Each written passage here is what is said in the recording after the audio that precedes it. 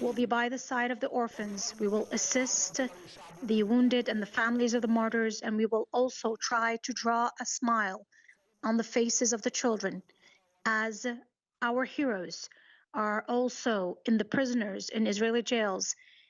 are ready for freedom and liberation as our brothers and all the factions, the Palestinian factions. We will build and strengthen our unity, our national unity, and we will rebuild together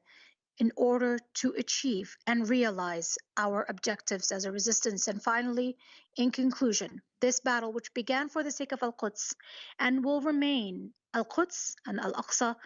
will remain our focal point and will be the slogan of our resistance until we have an independent state with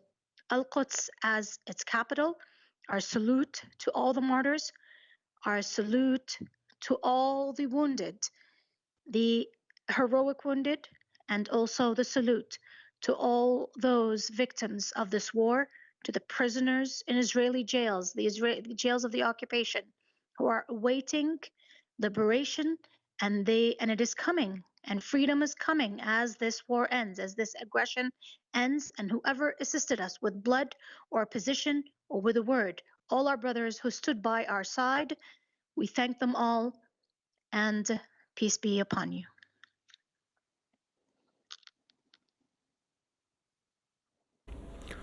Hamas there in the besieged Gaza Strip, hailing the ceasefire, giving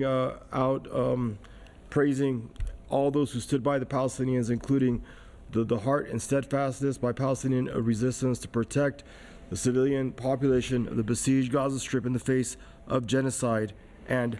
occupation.